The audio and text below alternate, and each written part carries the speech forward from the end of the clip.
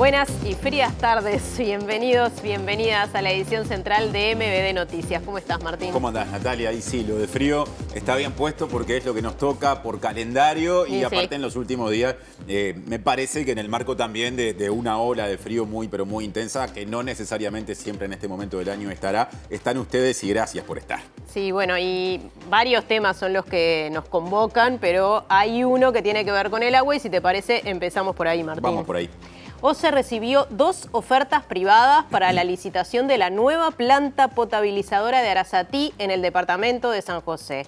Uno de los consorcios, llamado Grupo Arasatí, está integrado por Teima Uruguay y Compañía Electrónica Industrial. El otro consorcio, que se llama Aguas de Montevideo, lo integran las empresas SACEM, Berques, Ciemsa y FAST. Las autoridades de OCE tienen previsto concretar la adjudicación en un plazo de 60 a 90 días. En este contexto, el sindicato de OCE realizó un paro con asamblea y se movilizó dentro y fuera del edificio central de la empresa estatal. Este colectivo anuncia que mantendrá las medidas de lucha hasta lograr la suspensión del proceso licitatorio vinculado al proyecto Neptuno. Desarrollaremos, por supuesto, esta información y tenemos mucho más. Aquí están los titulares del día martes.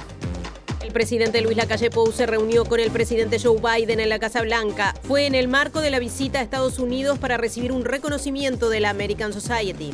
Se reactiva el caso Astesiano. La semana próxima declaran 2 exfuncionarios de inteligencia por el presunto espionaje a Mario Lallera. Hay preocupación en el sindicato de maestros y maestras de Montevideo por rapiña en Escuela de Manga. Reclaman una reunión urgente con el Ministerio del Interior. Familiares de las muchachas de Abril quieren inundar el Parlamento este jueves durante el acto de reconocimiento del Estado por la responsabilidad en esos 3 crímenes y otros 2, los de González González y Tassino. Hay malestar en la organización por la ausencia del presidente Lacalle Pou. Incautaron 50 kilos de cocaína que estaban escondidos en tablas de surf que enviaban a Europa. En el operativo de la Brigada Antidrogas participaron policías de España, Portugal e Italia. Trabajadores y trabajadoras del sector lácteo están movilizados ante el posible despido de 90 personas de la empresa Calcar, cooperativa láctea que tiene plantas en Carmelo y Tarariras. En el marco de una gira regional, la presidenta de la Comisión Europea se reunió con el presidente argentino Alberto Fernández para analizar el estancamiento del acuerdo con el Mercosur. El cantautor brasileño Caetano Veloso se presentará mañana en el Antel Arena, en la que podría ser su última presentación en Montevideo. La inteligencia artificial permite rescatar una última canción de los Beatles. El anuncio lo hizo Paul McCartney en la cadena británica BBC.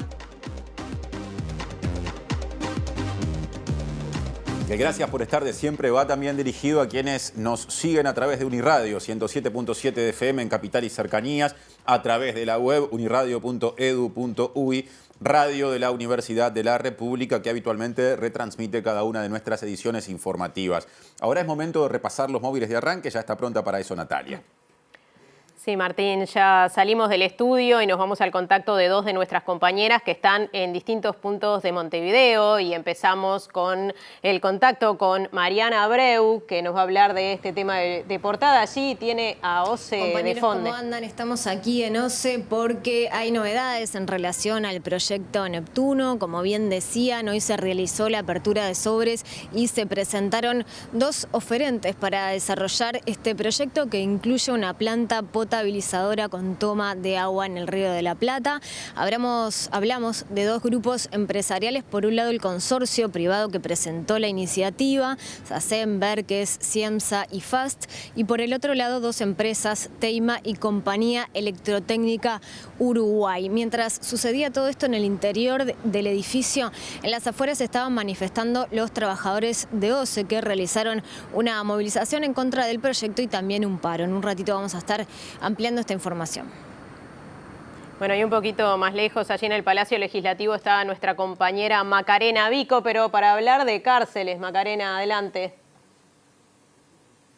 Sí, así es, Natalia, aquí en el anexo del Palacio Legislativo. El comisionado parlamentario Juan Miguel Petit presentó varias modificaciones al proyecto de ley sobre prisión domiciliaria que se está discutiendo en la Comisión de Constitución y Legislación del Senado, un proyecto presentado por la senadora del Partido Nacional, Carmen Asiaín, y que vamos a estar compartiendo en minutos cuáles son esas modificaciones que tienen que ver sobre todo con que se considere la prisión domiciliaria para casos con el concepto de humanidad y democracia por encima de todo y que no sea un privilegio para ningún tipo de delito. Problemas de seguridad en las escuelas. Se instala como fenómeno y también como asunto de discusión. Y hoy tendremos un informe cuyo adelanto dará a continuación Martín Duarte. ¿Cómo andás, Martín? Martín, ¿cómo te va? Buenas noches. Sí, preocupa la situación en varios centros educativos por esta seguidilla de robos. En las últimas 24 horas, 2 centros educativos han sido robados. En la jornada de ayer, la escuela número 353 de Manga, que en un hecho bastante violento, 2 delincuentes ingresaron por la escuela minutos pasados las 17 horas y rapiñaron, en este caso, a las maestras con la presencia de un niño de 7 años que esperaba ser retirado del local. Fue un efecto, obviamente, que generó al propio niño de shock. Y en la jornada de hoy, en la escuela número 23 de Belvedere, se dio otro robo. En este caso había una feria de venta justamente de padres para hacer recursos y bueno, con arma blanca, un rapiñero robó a una de las madres. Vamos a estar detallando todos estos episodios de las últimas jornadas, tema que preocupa a DEMU, que va a estar iniciando contactos con el Ministerio de Interior y con la propia Comisión de Seguridad de CODICEN para estar, tratando estos temas. Y seguimos en tema porque Daisy Iglesias, representante docente en el CODICEN de la ANEP, y Robert Silva, presidente del CODICEN, hablaron de algunos de estos hechos mencionados por Martín. Una situación de seguridad que lamentamos profundamente y respecto de la cual hay que trabajar. Yo no tengo recuerdo que hubiese pasado, entonces hay que abordar el tema y trabajarlo y seguir trabajando en conjunto con el Ministerio del Interior, que reitero es quien tiene competencia. Una jornada con sinsabores, sin lugar a duda. Empezamos con una escuela en la zona de Manga, que ustedes saben ayer protagonizó un hecho que realmente nos conmovió a todos, porque supuso la entrada de delincuentes con armas de fuego. Empezamos el desarrollo informativo abriendo la agenda político-partidaria porque el expresidente Julio María Sanguinetti dijo que un eventual retorno a la actividad político-partidaria justamente del ex senador Pedro Bordaberry sería muy importante para el Partido Colorado. Entrevistado en Canal 10 dijo que le haría bien a todo el sistema político. Bueno, porque él mantiene una figura, pese a que ya hace varios años que salió, porque en su momento hizo una muy buena campaña de intendente, hizo una muy buena campaña presidencial, la segunda no tan exitosa, pero no hay duda de que su figura, cuando él se retira del Senado, mostraba un reconocimiento de todos los sectores como un legislador estudioso, trabajador, conocedor del país. Bueno, desde ya que todos anhelamos que vuelva, ¿no? Ni hablar, porque precisamos de ese aporte para los que para los que lo vean positivamente y para los que no lo vean tan positivamente. Porque precisamos también de una competencia, de una interna competitiva, fraterna pero competitiva, en la cual se muestran los perfiles distintos y las personalidades distintas, porque también en esto terminan jugando mucho las personalidades. Al final la política es un tema de confianza. Como elegir al médico, ¿no? Uno no entiende mucho de la medicina, pero dice, ¿me va a sacar adelante o no? Y el MPP presentó un proyecto de ley ante la bancada del Frente Amplio para reducir la jornada laboral en sintonía con lo planteado por el PIT-CNT el 1 de mayo. El senador Daniel Cayani defendió la iniciativa en el entendido de que sería positiva para la calidad de vida de las personas y también para la productividad. Y la idea justamente es adecuar esta normativa a la realidad que está sucediendo también en muchos sectores de actividad, que es con la incorporación de tecnología, la modificación del mundo del trabajo, hay una reducción importante de la jornada laboral. En este caso sería de 8 horas y la idea es que sea paulatina, gradual, de 2 horas por año y en 4 años establecer una reducción de llegar a 40 horas semanales. Y sobre todo también la idea que tiene este proyecto es ponerle letra a una idea que muchas veces se ha discutido, que muchas veces está sucediendo en nuestro país y que de repente no está regulado de manera normativa, y que además también tiene la puntería de distribuir un poco mejor el trabajo o el tiempo que le dedicamos al trabajo y el tiempo que le dedicamos a nuestro cuidado personal, y también mejorar en cierto sentido la productividad del empleo. Creo que esto es darle un impulso y sobre todo darle un estado parlamentario a una idea que todo el mundo debate, que el mundo está haciéndose ahí y que el Uruguay, en la medida que fue pionero hace más de 100 años en establecer una jornada laboral de 8 horas y también una jornada semanal de 48, sin duda hoy queda un poco en desventaja y creo que también es como recuperar ese impulso. Ahora vamos a cambiar de tema, porque Mario Lallera, que fue director nacional de policía en el último gobierno del Frente Amplio, la semana que viene va a declarar ante la fiscal Sabrina Flores como víctima de espionaje en el marco del caso Astesiano. Además, declararán como indagados 2 exfuncionarios de inteligencia, el comisario mayor Hernán López y Adrián Ferreira. La denuncia de Mario Lallera se realizó en marzo de este año tras la difusión de una serie de chats entre Alejandro Astesiano y un guardia de seguridad de la Tadona, donde ofrecían información de Mario Lallera tras expresarse contra la LUC. Según los chats, Astesiano aceptó la información y dijo que el presidente estaba en conocimiento. Esta denuncia es una de las derivaciones del caso Astesiano que actualmente tiene al frente a la fiscal Sabrina Flores. La fiscal le solicitó al fiscal de corte, Juan Gómez, que este caso fuera derivado a una fiscalía de delitos económicos y complejos por entender que el caso tenía otros elementos más vinculados a esta fiscalía. El caso le fue asignado al fiscal de primer turno, Alejandro Machado, pero el traslado no se concretó por un tema de plazos. Machado planteó contienda de competencia y se resolvió entre ambos fiscales que el caso continúe en manos de Sabrina Flores, una decisión técnica. Ahora la fiscal citó a 2 exfuncionarios de inteligencia policial, el comisario mayor Hernán López, alias Lupita, y Adrián Fabio Ferreira, conocido como La Boga y funcionario de seguridad en el barrio privado de La Tadona, según publicó La Diaria. Ferreira estaba agendado en el celular de Astesiano como Adrián Seguridad Tadona y el chat entre ambos figura con el número 535 en la carpeta investigativa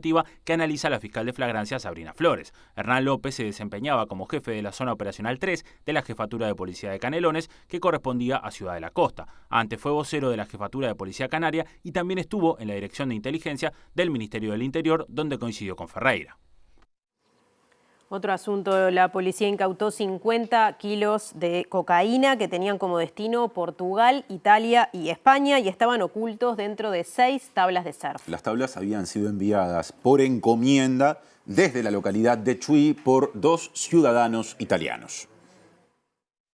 Según informaron autoridades del Ministerio del Interior en conferencia de prensa en el marco de tareas inherentes a la Dirección General de Represión al Tráfico Ilícito de Drogas, que se realizan de manera rutinaria, el 23 de mayo de este año, el personal del Departamento Brigada Nacional Antidrogas procedió a realizar controles aleatorios en encomiendas despachadas en couriers locales. Allí participó personal especializado. Una encomienda con destino a Portugal fue marcada como sospechosa desde nuestro país. Eran 6 tablas de surf con pesos de 104 kilos. Tras esto se dio cuenta la Fiscalía de Ciudad de la Costa de primer turno, de Fernando Valerio, con el fin de incautar la encomienda y solicitar la orden de apertura. Tras eso se examinaron las tablas y se determinó que cada una de las mismas poseía en su interior un compartimiento oculto que alojaba varios kilos de sustancia blanca. Allí había 40.660 kilogramos de cocaína. También se determinó la participación de 2 ciudadanos italianos que habían ingresado por el Chuy. El 20 de mayo los italianos viajaron a Buenos Aires con la tabla y luego tomaron un vuelo a Etiopía. El 11 de junio se detuvo a 2 de los implicados en Portugal y a otro en Italia. La Dirección General de Tráfico Ilícito de Drogas está trabajando en el análisis de más información. Hoy tenemos 3 personas detenidas en Europa. Una que ya está solicitada la extradición y fue detenida el día 11 en Italia, en base a la coordinación que se hizo con la policía italiana. Y 2 están en Portugal. Entonces, por ahí, desde el punto de vista judicial, seguramente también una vez que terminen el proceso en Europa de las 3 personas detenidas, de las 2 que están detenidas en Portugal, seguramente también la Fiscalía analice el pedido de extradición de una de ellas, que es la que tenemos vinculada a la operación en Uruguay, más la otra que está en Italia, que también está vinculada a la identificación que hizo la policía nuestra de los italianos que estuvieron acá y tuvieron en esa maniobra de trasladar la droga hacia Portugal y posteriormente hacia Italia. Presenta Antel. Llévate un celu gratis con 40 GB y disfruta todos los beneficios de ser Antel. Se presentaron 2 propuestas en el marco de la licitación abierta por el proyecto Neptuno. Hubo repercusiones, protestas, movilizaciones y hay informe desde el móvil de Mariana Abreu. Así que ya mismo, Mariana, te seguimos desde aquí con atención. Bueno, compañeros, como mencionamos, hay novedades en relación al proyecto Neptuno. Hoy se realizó la apertura de sobres aquí en OCE y se presentaron dos, ofertas en relación a la construcción de esta planta potabilizadora con toma en el Río de la Plata, que se va a estar construyendo en el departamento de San José. Como dijimos, hay dos grupos interesados. Uno es el consorcio privado que presentó la iniciativa, formado por Ciemsa, SACEM, FAST y también Berques. Recordemos que ellos tienen una ventaja competitiva a la hora de la licitación, y por otro lado también se presentaron Teima y Compañía Electrotécnica Uruguay en conjunto. Esto va a tardar unos meses, se va a tener que analizar para luego sí otorgar la licitación, y estamos hablando de un proyecto que sí va a llevar años, no se va a estar concretando en este periodo de gobierno, el proyecto Neptuno. Vamos a escuchar lo que decía en conferencia de prensa el presidente de OCE, Raúl Montero, que se refirió a uno de los cuestionamientos que hay por parte de organizaciones sociales y de trabajadores de OCE, que además estaban movilizando afuera del edificio. El suministrador del servicio de agua potable va a seguir siendo OCE, y eso es muy claro.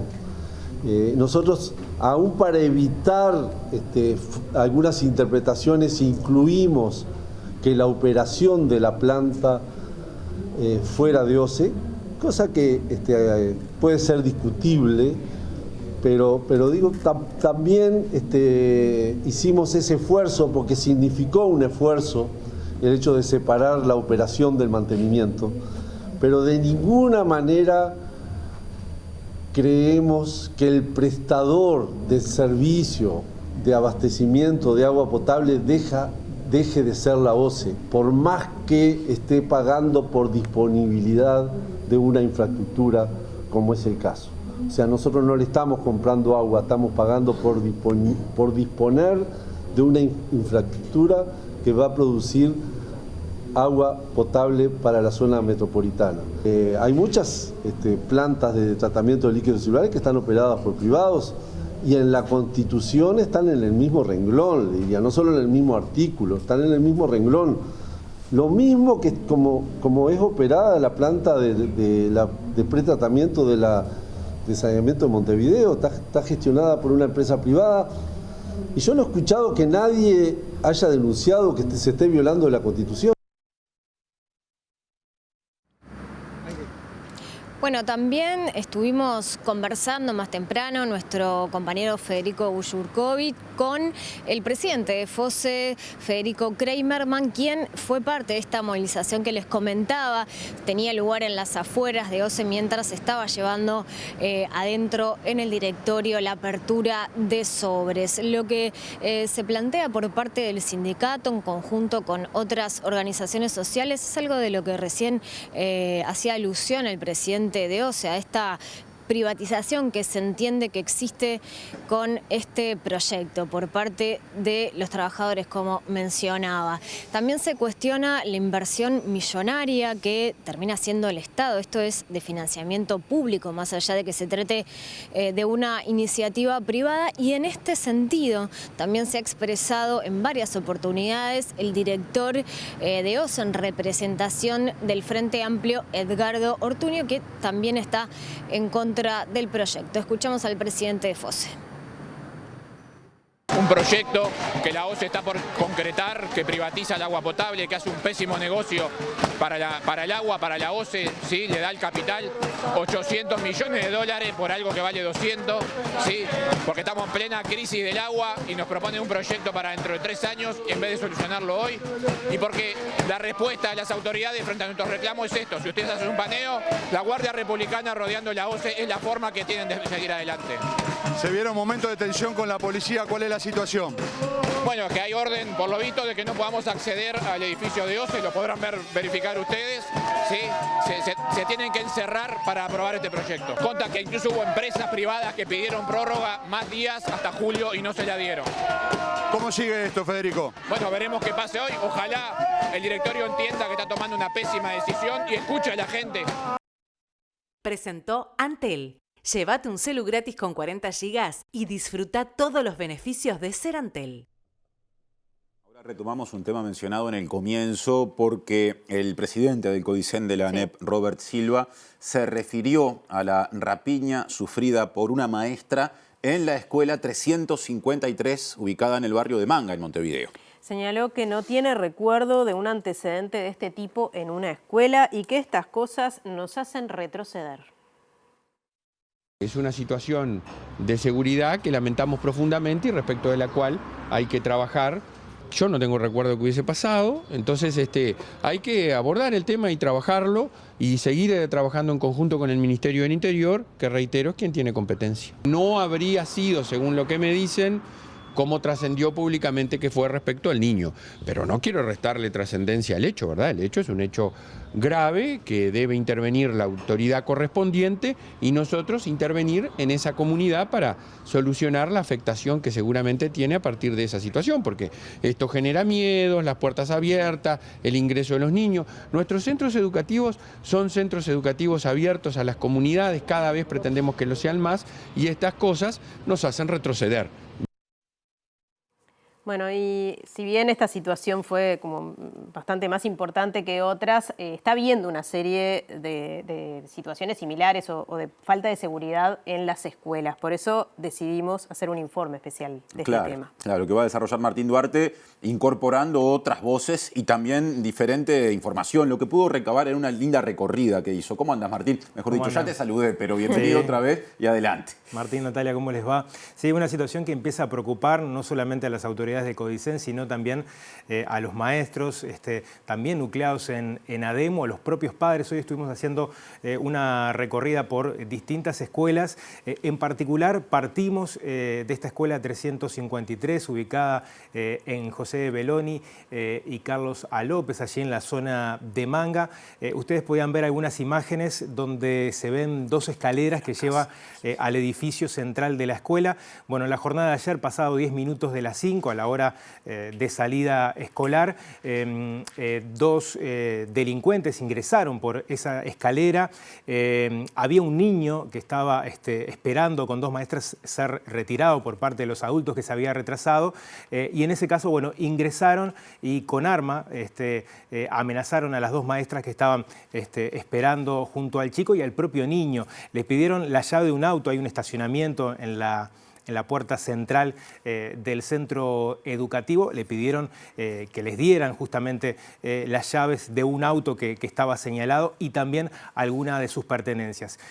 Un tema al que hacía hincapié Robert Silva recién es que, según trascendidos que a él le habían llegado, no estaría presente el niño, o es la versión que en su momento también manejaron los maestros. En la jornada de hoy pudimos hablar con Pablo Benítez, que está encargado de la parte de comunicación del Ministerio del Interior, que nos detalló algunos aspectos de lo que fue la rapiña en la jornada de ayer y también le preguntábamos acerca de la presencia del niño. Si les parece, compartimos este primer informe. No tenemos que lamentar personas heridas a raíz de esta rapiña. Fue un hecho que se dio en forma puntual en la escuela una vez finalizadas las actividades, una vez se habían ido todos los alumnos, quedaba un niño, y bueno, se acercaron dos personas allí y pensaron que se trataban de alguien que iba a levantar a este niño, porque le abren la puerta y bueno, de ahí estas personas, uno de ellos con un arma, le exigen a las señoras que estaban allí, a la maestra y a la otra persona, que bueno, les entreguen sus pertenencias y la llave de un automóvil que estaba estacionado en el lugar, a lo que bueno, ellas no se resisten y obviamente se los entregan. Y bueno, allí también estaba presente el niño. Vivió la situación. Sí, exactamente, porque ese niño aún no lo habían levantado, o sea, estaba esperando que lo fueran a levantar. Y bueno, y fue esto, o sea, los delincuentes se llevaron el vehículo y las pertenencias de estas personas y se dieron a la fuga. Bueno, Martín, ¿y qué dicen maestros y maestras agremiados? Supongo que hay bastante preocupación ante esta situación. Hay preocupación, sí. De hecho, hoy estuvieron acompañando las recorridas que hicieron inspectores del CODICEN, representantes del Consejo, preocupados por esta seguidilla, porque abríamos también la columna haciendo referencia a un hecho que ocurrió en la jornada de hoy en la escuela 23 de Belvedere. Allí había bueno, una mesa de venta para financiar las propias actividades de funcionamiento de la escuela, donde los padres bueno, estaban vendiendo ropas. Allí ingresó un delincuente con un cuchillo que amenazó a una de las madres, le llegó a robar 600 pesos, una tarjeta Mi Dinero y alguna de las prendas. Pero bueno, tanto los maestros agremiados como las propias autoridades del CODICEN están preocupados porque se ha pasado esa frontera de la línea de la puerta. Algunos de estos hechos ocurrían lamentablemente por fuera del centro educativo, pero la seguidilla, esta que mencionábamos en el día de hoy y la de ayer en la escuela de Manga, está demandando de alguna forma la atención por parte de las autoridades, y es lo que está reclamando ADEMO. Nosotros conversamos con Alejandra Ostria, que es integrante del Consejo justamente de AEBU, que por un lado reclama la presencia de 400 cámaras que tiene el CODICEN, por lo menos como elemento disuasivo, colocarlas en las distintas escuelas, que ya está habilitado ese dinero, según maneja ADEMO. Y por otra parte, van a pedir una reunión con el Ministerio del Interior y con Johnny Trías, que es el asesor de seguridad de ANEP. En el año 2021 fue nombrado para esta función, el ex subjefe de policía de Canelones. Pero si les parece, escuchamos lo que nos decía Alejandra Ostria a propósito de este episodio en la jornada de ayer en la escuela de Manga y las medidas que piensa tomar ADEMO, que el próximo jueves va a tener una reunión del secretariado donde seguramente va a haber una bajada un poco de todos estos hechos lamentables de las últimas horas. Un límite que hasta ahora no habíamos cruzado, que era el ingreso de delincuentes a los locales escolares armados, encañonando maestros y sobre todo la situación vivida por ese niño de 7 años que también fue encañonado. Vieron subir 2 muchachos con un celular, pensaron que podía ser primo o tío de alguien que se hubiera olvidado una mochila o lo que fuere, pero cuando ingresan y sacan las armas y las encañonan, la verdad que fue una situación terrible, ¿no? Estaban muy preocupados de que les diera la llave de un determinado auto de los que estaban en la foto. Vivieron una situación, la verdad, de mucha violencia. Nosotros el año pasado tuvimos una entrevista con el Ministerio del Interior por las situaciones, preocupación por las situaciones de violencia en los entornos escolares, balaceras, robos, pero la verdad nunca habíamos vivido una situación de armas dentro del local escolar. La verdad que estamos muy conmovidos, impactados y pensando en las acciones a tomar. Tenemos pensado ir a conversar con el encargado de seguridad de CODICEN, el señor Trías, que aparte sabemos que hay dinero para la compra de 400 cámaras para el entorno escolar, con respuesta, y que podría servir para disuadir el delito en el entorno escolar, ¿no? El lugar más seguro para el niño es la escuela, y el día que perdamos esa situación, estamos muy en riesgo con la infancia. En el CODICEN de la ANEP hay más de una visión y también distintos énfasis. Por ejemplo, hay quienes mencionan fundamentalmente algo ocurrido en La Teja. Sí, Daisy Iglesias, que es consejera justamente de la ANEP en representación de los docentes, estuvo acompañando esta recorrida primero en la escuela de Manga y luego en esta situación que vamos a describir de la escuela número 103 de La Teja. Y escuchen la cifra porque alarma y llama la atención. 17 robos del 2018 a esta parte ha tenido este centro educativo. Ubicado en el corazón de La Teja. Bueno, padres y docentes están preocupados por esta situación. Robos que van desde cables hasta aire acondicionado que han colocado en distintas oportunidades, garrafas, y es una situación que se viene sumando a las otras. Daisy también hacía hincapié a esta posibilidad de instalación de cámaras como un elemento disuasivo, pero también hacía referencia a lo punitivo, ¿no? El hecho de mayor presencia policial en La Teja. Si les parece, compartimos este tramo del informe. Y ahora estamos en esta escuela, en la zona de La Teja, donde ha recibido 17 robos. Roban un día y roban al otro. Yo creo que es una situación, en primer lugar, para que CODICEN retome la preocupación por estas temáticas, urge la instalación de las cámaras de seguridad para las cuales ya está el dinero, que está a nivel de la CND, que también interviene ANEP, cámaras de seguridad como efecto disuasivo. También tiene que haber un aspecto punitivo, ¿verdad? Las personas que violentan a personas o que violentan instituciones, tiene que haber algo punitivo porque esa parte también debe estar, pero también tiene que haber una mirada más allá del día de hoy, porque si no encauzamos esta situación, van a integrarse al delito otras personas, otros jóvenes que hoy están en riesgo pero no han dado ese paso. El año 2018, garrafas y focos, 2019, destrozos y hurtos varios, 2019, hurto, 2020, 3 aires acondicionados, focos, extractor de aire, en julio del 20, 2 aires acondicionados, continúa todo el 20, el 21, el cableado le estaban sacando a la directora, hubo que poner, tapar los determinados lugares porque sacaban los cables a la tarde y los robaban, y este año ingreso a salón, hurtos varios, ingreso al multiuso, rotura de vidrios, robo de aires acondicionados. Se roba. Bueno, y cambiamos de asunto. Les contamos que el presidente Luis Lacalle Pou fue recibido hoy por el presidente estadounidense Joseph Biden en la Casa Blanca. Según informó la agencia EFE, la reunión duró cerca de 1 hora y la delegación uruguaya estuvo compuesta por Lacalle Pou, el ministro de Relaciones Exteriores, Francisco Bustillo, y el embajador en Estados Unidos, Andrés Durán. En representación del país anfitrión, además de Biden, estuvieron el viceconsejero de Seguridad Nacional, Jonathan Feiner, y el principal asesor presidencial para Latinoamérica, Juan González. Antes del encuentro, la cadena Bloomberg publicó que la reunión fue una iniciativa de Biden inicialmente no prevista, aprovechando que Lacalle Pou está en Estados Unidos desde ayer. Lacalle Pou viajó al país norteamericano para recibir la insignia de oro del Foro de las Americas Society, una organización fundada por el banquero David Rockefeller, dedicada a la educación, el debate y el diálogo en el continente.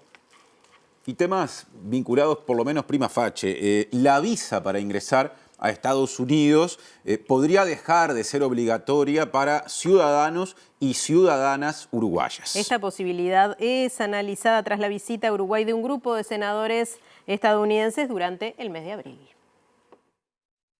La delegación de senadores visitó Uruguay en abril y mantuvo varias reuniones con actores políticos en las que presentó un proyecto de ley para impulsar las relaciones bilaterales.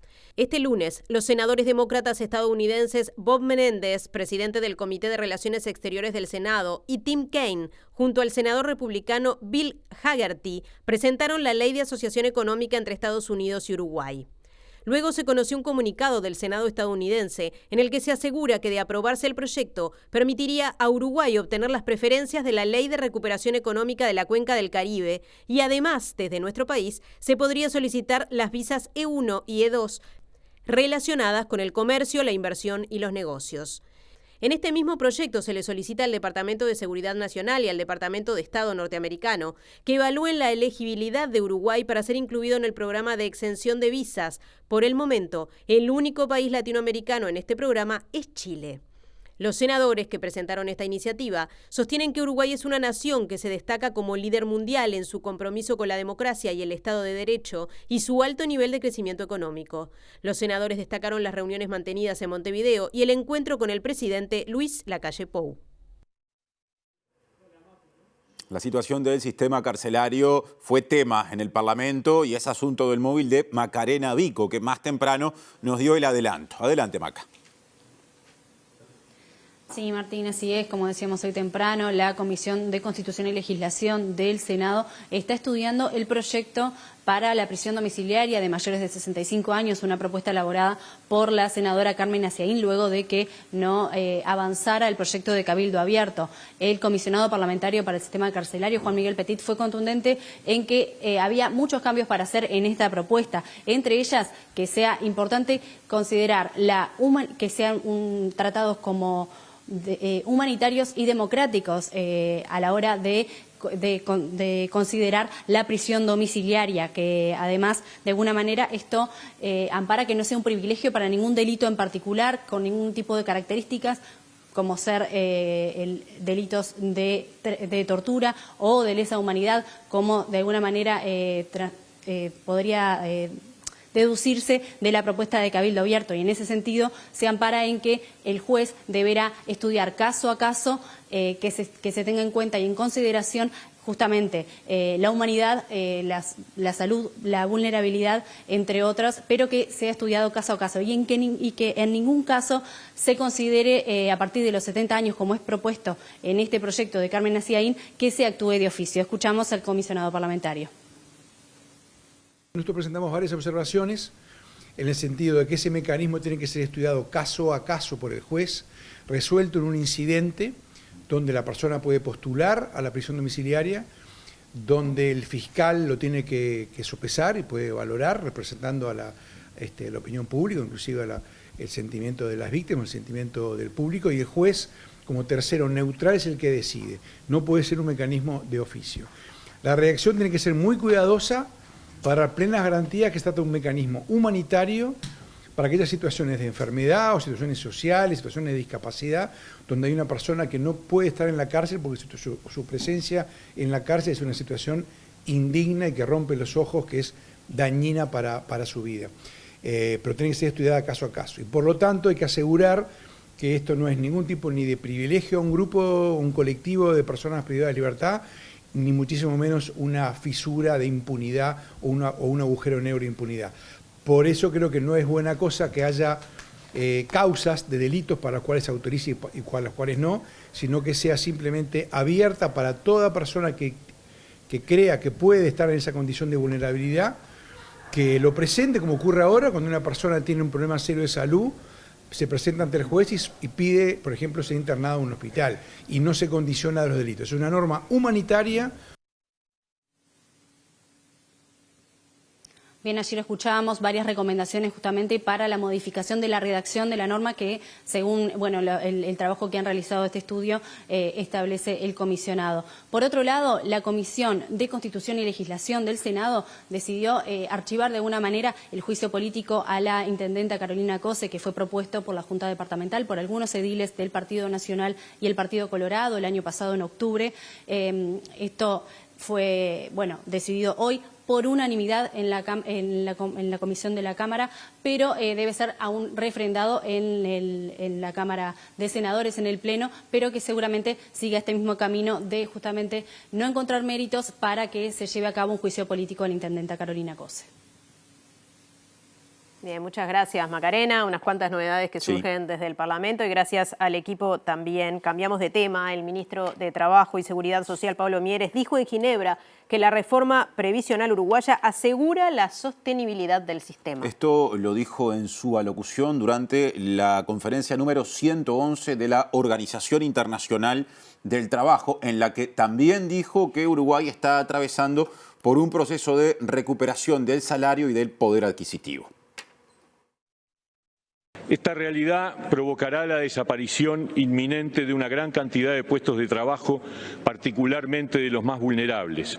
Frente a esta situación, nos parece fundamental que los Estados respondamos desarrollando y expandiendo nuestras redes de protección social, construyendo y promoviendo la formalidad laboral, así como la capacitación laboral y el cambio educativo.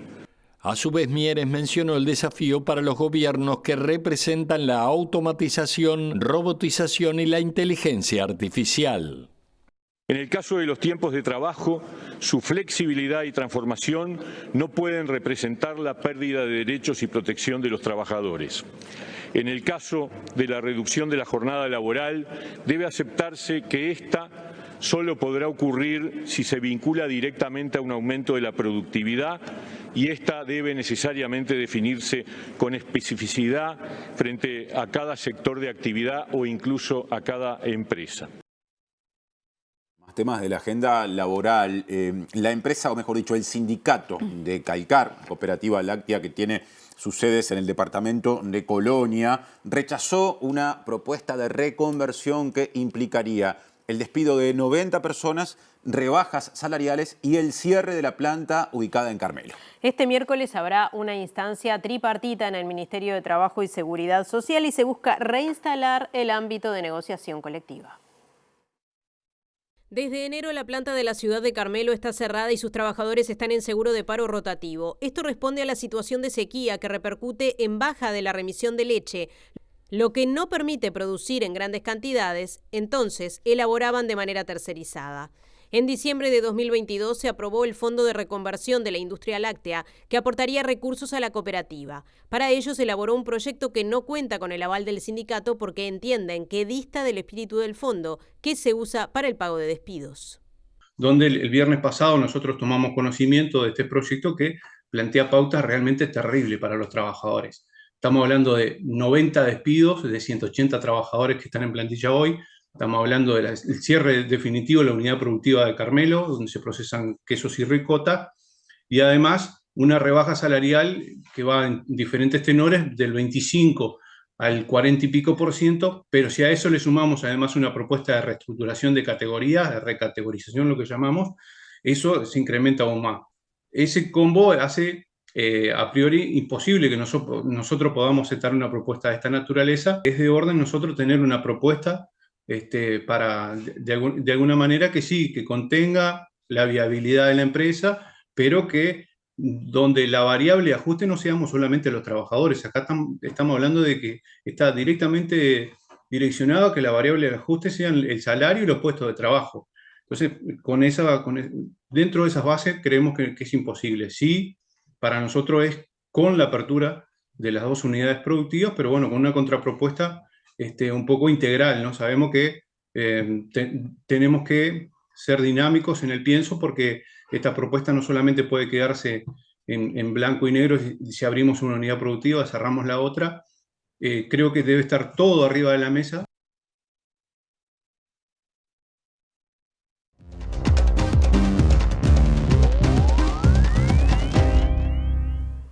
Muchas veces se habla de pobreza sobre la base de la actualización de cifras, fundamentalmente. Hoy, en la primera columna de esta semana de Análisis Económico con Germán de Agosto, Germán va a poner lupa encima de las últimas cifras para tratar de llegar un poquito más lejos. ¿Cómo andás, Germán? ¿Cómo andás, Tincho? ¿Todo bien? Vos decís doble clic sobre las cifras. Yo dije lupa, pero estamos hablando de lo mismo. Estamos hablando de lo mismo, ¿sí? Nosotros sabemos que la pobreza en 2022 en personas fue de 9,9%, pero es un número agregado. Entonces, a partir de los datos procesados por el Centro de Estudios para el Desarrollo, podemos poner la lupa o hacer el doble clic y tratar de entender a la interna de ese 9,9% cómo se distribuye en función de distintos criterios, algo que hemos hecho también para el mercado de trabajo. Y uno de esos criterios es tratar de entender cómo se distribuye la pobreza geográficamente a nivel de la capital. Ajá. Y acá esto también lo podemos contrastar con los datos que mostramos el jueves en relación al aumento del consumo de agua embotellada, que habíamos visto que justamente los mayores aumentos, que eran superiores al 300%, se daban justamente en las regiones de la capital más vulnerables. Y acá lo que estamos poniendo es números a eso. Acordate que lo que tenemos es, a nivel país, un 9,9% de pobreza en personas. Para Montevideo es un 13% de la pobreza. Por encima de la media. Sí, es el tercer departamento con pobreza más alta. Sí, está Rivera, Cerro Largo y después viene Montevideo. Y al interior, fíjate las disparidades que hay. Naturalmente es algo que nosotros sabemos, pero nunca está mal ponerle números, ¿sí? Y vemos cómo hay lugares donde, por ejemplo, el municipio A llega al 28% de la pobreza. De alguna manera los promedios se componen, ¿sí?, de distintas realidades que hacen que cuando uno pasa la raya se nos pierdan un montón de justamente realidades que de alguna manera estamos tratando de capturar a la hora de ponerlo la lupa o poner el doble clic. Y esta es una de las formas que tenemos, es tratar de entender geográficamente cómo está distribuida la pobreza medida por el ingreso. Municipio A es suroeste de Montevideo, cerro, adyacencias, hasta el río Santa Lucía, toda la parte costera. Estamos hablando de 3 veces más que a nivel nacional el indicador de pobreza que estás presentando ahí. Exactamente. El refrán de que en el promedio se ahogan los petizos es de alguna manera lo que estamos tratando de ver acá, como ese 9,9% se compone de estas realidades mucho más vulnerables que de alguna manera el otro día lo contrastábamos con el aumento del agua embotellada. Entonces acá tenemos una primer mirada, ¿sí?, un primer doble clic sobre esa cifra agregada de pobreza. Si ahora vamos a la siguiente placa, lo que vamos a hacer es, nosotros hemos analizado la pobreza en mujeres y en hombres, ¿sí?, pero acá tenemos como un doble análisis que tiene que ver.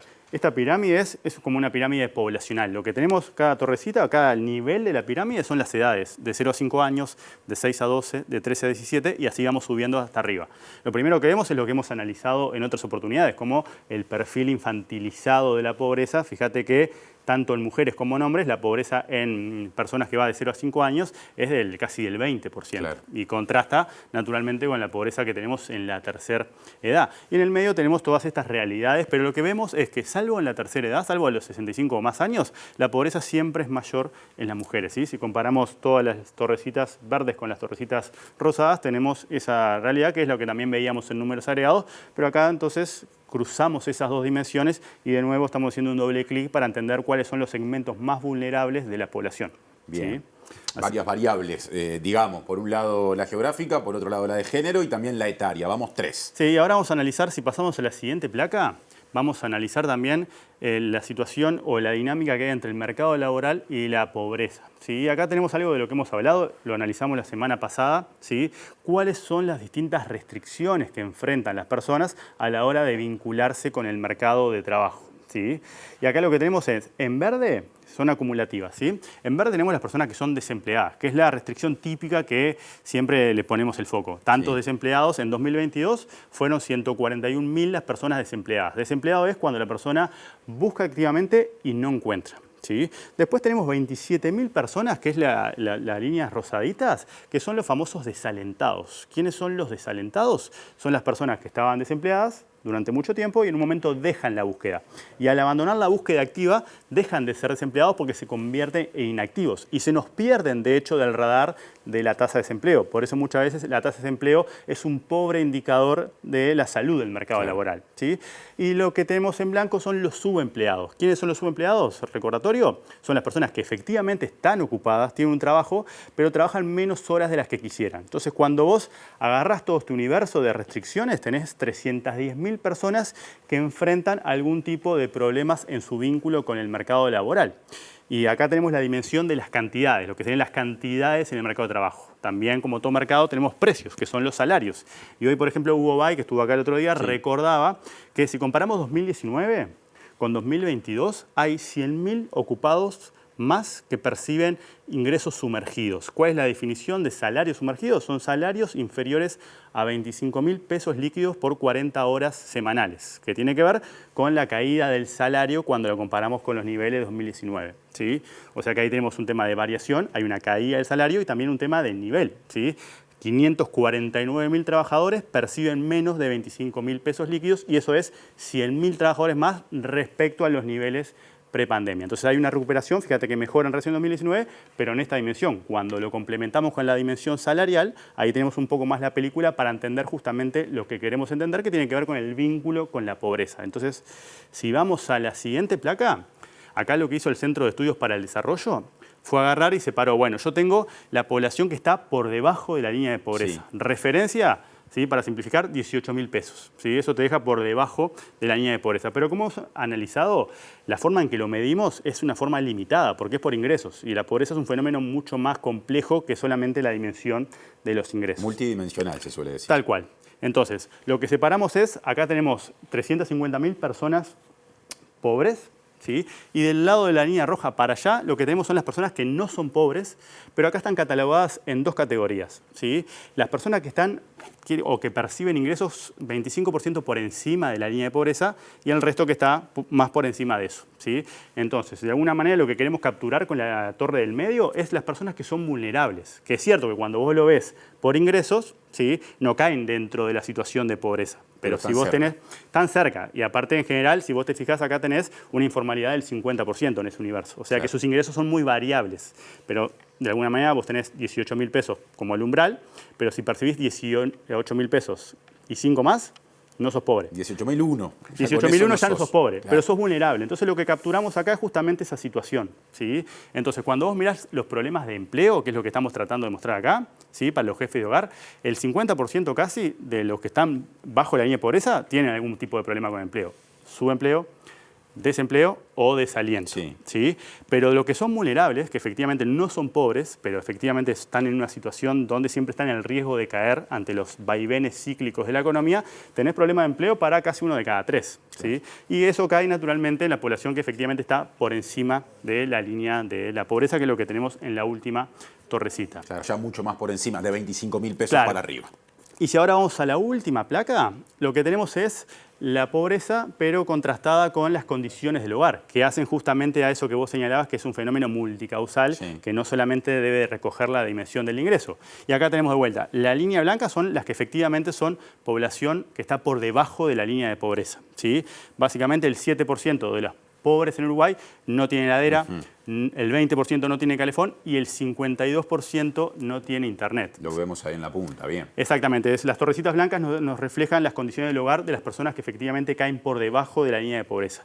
Pero de nuevo, volviendo a la situación de vulnerabilidad que recogemos a partir de esa definición, arbitraria obviamente, pero una definición al fin, tenemos que un 3% no tiene heladera, un 10% no tiene calefón y un 44% no tiene internet, ¿sí? Esto también lo podemos pensar en la lógica de lo que fue la pandemia y todos los mecanismos que tuvieron que ser remotos a la hora de la educación, a la hora del trabajo y a la hora de un montón de situaciones relevantes desde el punto de vista de la conectividad. Y por último, en la torrecita verde lo que tenemos es efectivamente la población que es no pobre, donde los guarismos son menores naturalmente, tenemos 2% no tiene heladera, 3% no tiene calefón y sin internet 22%. Claro, ¿sí? Internet en comparación con bienes como la heladera y el calefón es un servicio en este caso más reciente en términos históricos y se nota que los niveles de carencia son mayores en todos los segmentos que marcaste, ¿no? En el caso de la gente que está por debajo de la pobreza, en el caso de la gente que la pasa por poco y en el caso de la gente que la pasa ya más holgadamente. Exactamente, y ahí es otra forma de entender esas limitantes que tenemos o que enfrentamos cuando analizamos la situación de pobre o no pobre desde el punto de vista únicamente de los ingresos. Bien, muy interesante, Germán. Hasta el jueves. Nos vemos el jueves. Seguimos haciendo MBD Noticias, sigue Natalia. Sí, Martín, y les contamos que familiares de las muchachas de Abril y de Luis Eduardo González y Óscar Tassino aclararon que el acto del próximo jueves 15 de junio en el Palacio Legislativo, que reconocerá la responsabilidad en estos 5 crímenes de la dictadura, es abierto a todo público. En un comunicado manifestaron su preocupación porque está circulando una invitación del Parlamento que pide confirmar asistencia, por lo que temen que se pueda restringir la entrada. El acto de reconocimiento de la responsabilidad del Estado en los crímenes es parte de las obligaciones impuestas en la sentencia de la Corte Interamericana de Derechos Humanos dictada el 20 de diciembre de 2021. Allí se estableció que el Estado uruguayo es responsable de los crímenes de Diana Maidanek, Laura Raggio y Silvia Reyes ocurridos el 21 de abril de 1974 y de las desapariciones de Luis Eduardo González ocurridas en diciembre de ese año y de Óscar Tassino, quien murió bajo tortura en julio de 1977. Luego de varios intercambios entre los familiares de las víctimas y el gobierno, se acordó que el acto se realizará este jueves a las 17:30 horas en el Salón de los Pasos Perdidos del Palacio Legislativo. El acto también será transmitido en una pantalla gigante instalada fuera del recinto. En las últimas horas circuló una invitación oficial del Parlamento donde se pide confirmar asistencia. Ante esto, los familiares aclararon que el acto será abierto a todo público y llamaron a llegar temprano e inundar el Parlamento. Todos las y los compañeros expresos y sus familias, todo el pueblo uruguayo que fue víctima de ese terrorismo de Estado, aunque no hayan estado en prisión, todos los que luchamos para que nunca más se repita esta historia, a todos nos deben ese reconocimiento y el compromiso de hacer mucho más por la verdad y justicia que nos deben, expresa la misiva. Si bien desde la familia se esperaba la presencia del presidente Luis Lacalle Pou, este no se hará presente a raíz de una visita en el exterior. En su lugar asistirá la vicepresidenta Beatriz Argimón, quien hará uso de la palabra junto a Karina Tassino, representante de las familias. Presenta Mercado Agrícola de Montevideo, en el corazón de un barrio donde late la ciudad. Mercado de Historias. Mercado de Historia.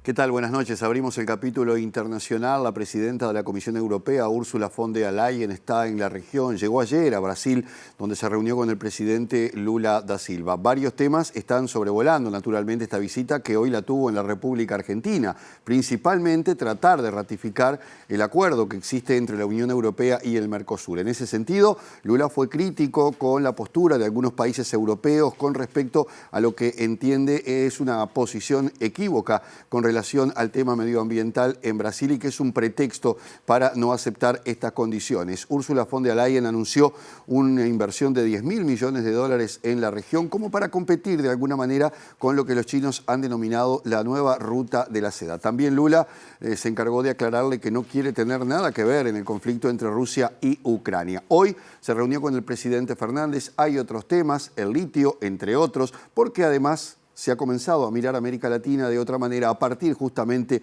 de la crisis de la guerra entre Rusia y Ucrania y los perjuicios que ha provocado, por ejemplo, con el combustible.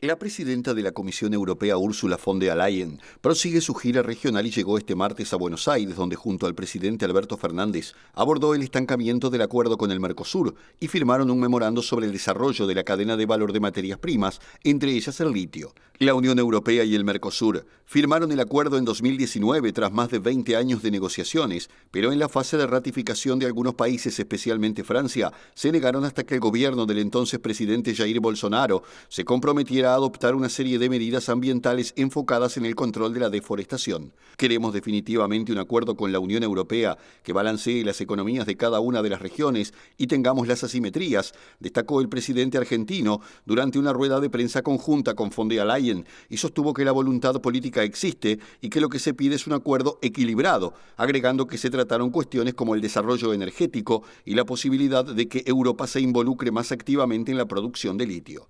Por su parte, la alta funcionaria europea afirmó que espera que el acuerdo pueda cerrarse antes de fin de año y afirmó que somos socios económicos de los que podemos fiarnos a continuación y creo que es importante que ahora lo llevemos al siguiente nivel, añadió von der Leyen. El lunes, en su visita a Brasilia, el presidente Lula le reprochó a von der Leyen ese protocolo adicional y algunas leyes europeas, como la que cierra su mercado a productos como el café, la soja o la carne, bajo el argumento de que contribuyen a la deforestación, porque representan potenciales restricciones a las exportaciones industriales y del poderoso sector del agronegocio, acusando veladamente a los europeos de encerrarse en el proteccionismo con la excusa de la preservación ambiental.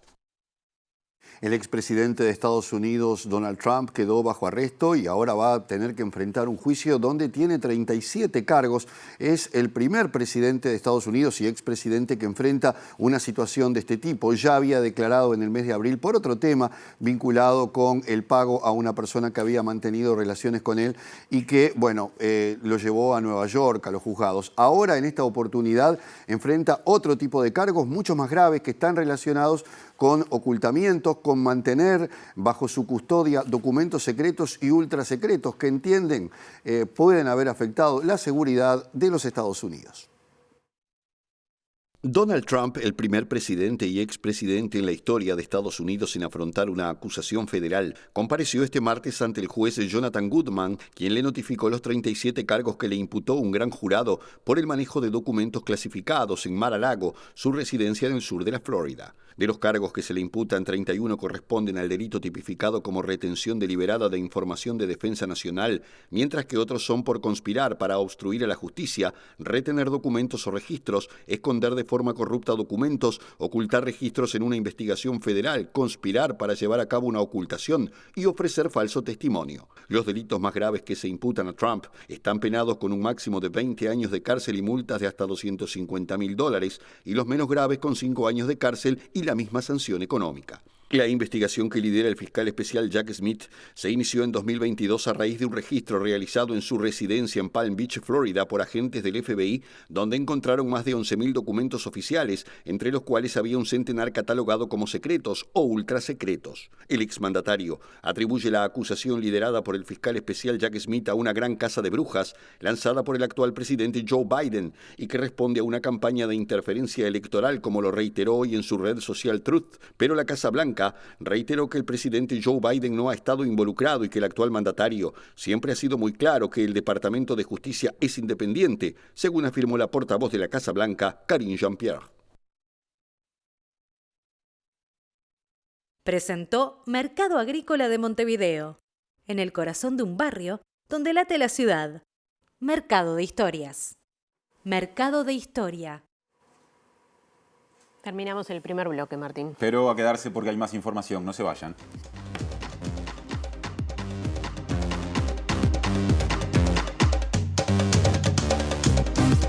Aquí está el segundo bloque de hoy.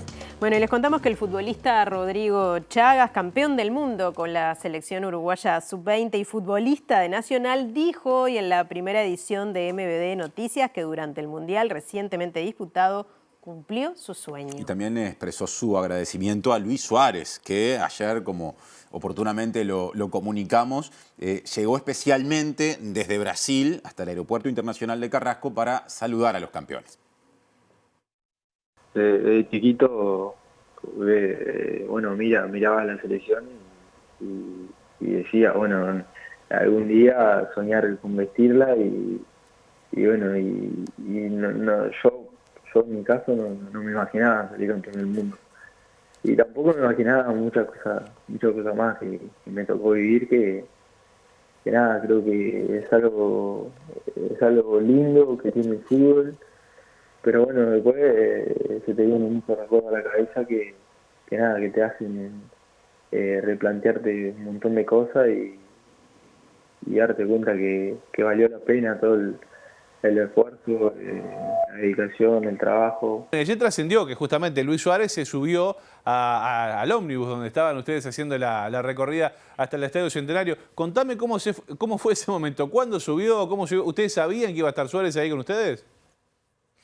No, para nada. Justo paramos, no sé en qué parte de la Rambla, y empezaron a corear Lucho, olé, olé, olé. Y claro, yo estaba alentando con la gente, y cuando quise ver era Luis, y ¿Lo tenías al monstruo ahí contigo?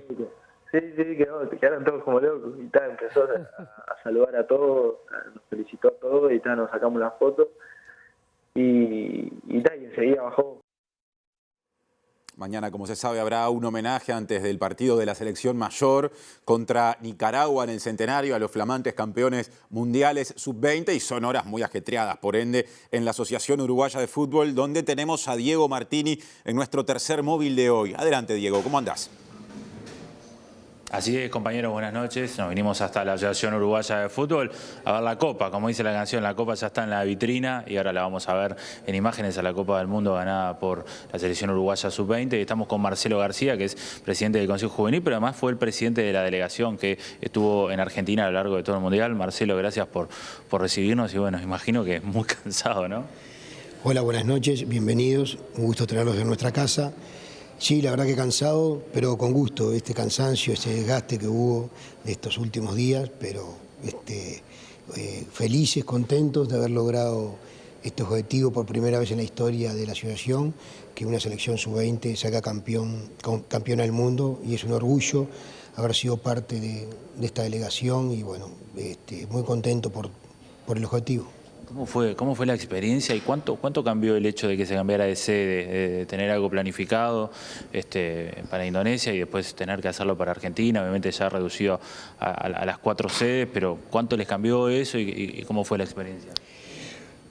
No, bueno, nosotros de hecho teníamos todo planificado para salir el 8 de mayo rumbo a Indonesia, a Yakarta, donde íbamos a hacer el campamento. Íbamos a estar unos cuantos días previo al inicio del torneo, y bueno, cuando nos comunicaron el cambio hubo que replantearse los temas de nuevo, pero hacer tan cerca la sede y bueno, prácticamente estamos al lado, país hermano, Argentina, no fue tan traumático, porque de hecho nosotros hicimos la base aquí en Uruguay y nos trasladamos los días previos que exige la FIFA, que son 4 antes del inicio del torneo. Por eso viajamos el 18. Pero bueno, después del sorteo, con la sede, ya con los hoteles asignados, los campos de entrenamiento, viajó la gerencia deportiva a Jorge Ananía con el profesor Estavillo a ver toda la logística de hotelería en La Plata y en Mendoza, que eran los 3 primeros partidos, después no sabíamos para dónde íbamos, y bueno, ahí se armó todo y creo que fue bastante bien porque llegamos, teníamos todo en orden, solo los problemas logísticos tuvimos después de los traslados internos cuando fuimos a Santiago del Estero, que ahí fue un problema un poco traumático, pero después en términos generales pasamos bastante bien. Marcelo, bueno, ayer obviamente lo hablábamos ahora, fue día de festejo, día donde la población salió a agradecerle a los jugadores, me decías que no se esperaba que fuera tanta gente la que recibió. ¿Cómo vivieron eso? Y bueno, ¿cuánto cambió acá en la AUF que esta copa esté ahora en la vitrina? No, hay mucho. Bueno, la verdad que sí, que el recibimiento del día de ayer fue inesperado, porque no esperábamos que hubiera tanta gente en la calle un día entre semana, un lunes, la hora que era, tantos niños con uniforme de los colegios. La verdad que fue muy emocionante, se me eriza la piel cuando hablo del tema, porque la verdad que ver toda esa gente mayor, gente emocionada realmente, y bueno, yo creo que los chicos se merecían este momento, se merecían este recibimiento, porque la verdad que dejaron todo, como ya lo tuvimos a 5 minutos de ser campeones sudamericanos, no pudimos, y hoy tuvimos la revancha de ser campeones mundiales, y bueno, y creo que fue merecido ese recibimiento que hizo el pueblo uruguayo a los futbolistas, y la verdad que nada, la vivimos con mucha emoción, mucha alegría y muy disfrutable. En ningún momento hubo, por parte de ellos, al contrario, en ningún momento hubo ningún reproche, sino felices de estar ahí, porque campeón del mundo no es todos los días, y Uruguay lo es por primera vez, y hay que ver cuánto tiempo, ojalá sea ahora algo normal para nosotros, pero sabemos que son muy complicados los torneos, y bueno, hay que vivirlo y disfrutarlo, y el recibimiento fue tremendo. Marcelo, te agradecemos por estos minutos. No, gracias a ustedes, y bueno, acá la Copa luce espléndidamente, y bueno, los funcionarios han disfrutado, se han sacado fotos, la gente que viene por distintas actividades a la asociación la están disfrutando también. Bueno, muy bien, y la Copa seguramente esté mañana en el Estadio Centenario, en ese homenaje que se va a hacer a los futbolistas que van a estar en el partido de la Selección Mayor ante Nicaragua, y se puede ver ahí en imágenes. Ahí abajo está la Copa América, la que ya levantamos 15 veces. Volvemos a estudios. Bien, y les contamos que mañana el cantautor brasileño Caetano Veloso se presentará en el Antel Arena. Y no se descarta que sea su última visita a Montevideo, porque la gira, en el marco de la cual llega, se ha presentado como la última de su carrera. Gosto muito de te ver, leãozinho, caminhando sob o sol. Meu Coco, nombre de su último disco presentado en octubre del 2022, es el título de la gira con que Caetano Veloso retorna a la ciudad de Montevideo. En sus conciertos de esta gira, Caetano incluye nuevas canciones y varios clásicos de su carrera, la que lo ubica como uno de los músicos populares brasileños más importantes desde hace más de 50 años, reconocido mundialmente y referente para generaciones de músicos. Fundador del movimiento conocido como tropicalismo, su música incluye bossa nova, samba, rock y pop, entre otros estilos, por separado y juntos, y tiene una obra amplia y celebrada. Su última presentación en Uruguay fue también en el Antel Arena en 2019, acompañado de sus hijos Tom, Seca y Moreno. El concierto de este 14 de junio comenzará a las 21 horas y las puertas se abrirán a las 19:30, al tiempo que las entradas van desde 1.900 a 4.500 pesos. Por que você me deixa tão solto? Por que você não cola em mim?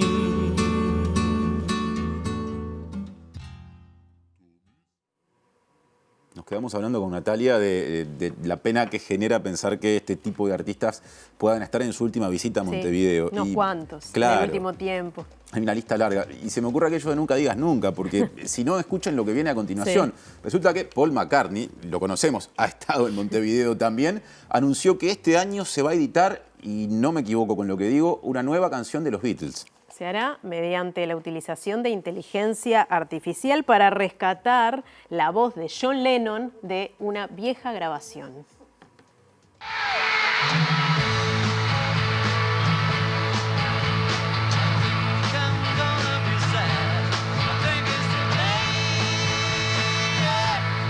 anunciar que los Beatles van a lanzar un tema nuevo este año parece algo sacado de la década de los 60, pero gracias a la inteligencia artificial, esta nueva canción llegará a los cientos de miles de fans de la mítica banda en este 2023. El líder de los Beatles, Paul McCartney, confirmó a medios de prensa ingleses que una canción escrita y grabada de forma casera por John Lennon antes de su muerte fue editada y sonará en los próximos meses.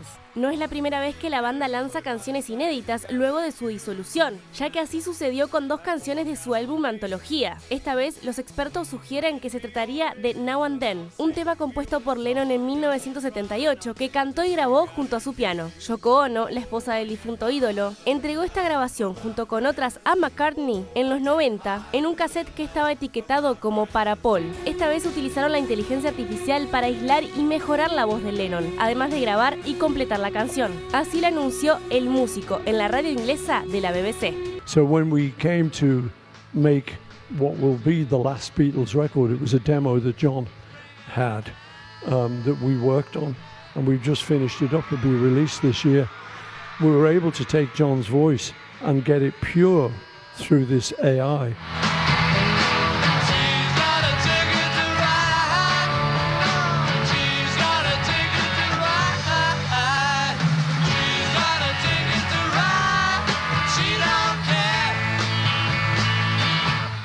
Bueno, estamos acá todos.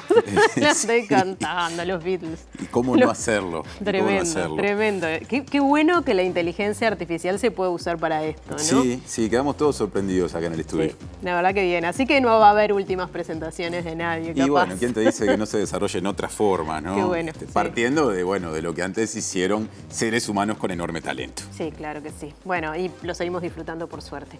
Vamos a ver cómo está el tiempo. Un ticket para el pronóstico del tiempo. Es lo que podemos ofrecer por acá. Por ahora podemos ofrecer esto y por ahora la inteligencia artificial no puede con este tema porque no hay pronosticadas lluvias a pesar de lo que las necesitamos. Mañana miércoles 14 de junio, soleado como hoy, la mínima es de 0 grados como hoy y la máxima de 14. Y no va a cambiar mucho el jueves, pasado mañana, el 15 de junio, mitad del mes exactamente, y en Capital y cercanías se espera que la mínima sea de 1 grado y la máxima de 15. El viernes 16 de junio, similar panorama, la mínima de 3 grados y la máxima de 14. Hemos llegado hasta aquí, ya está por comenzar Lado B en la pantalla de TV Ciudad. Nosotros nos reencontramos mañana a las 19 horas. Gracias por estar, que pasen lindo.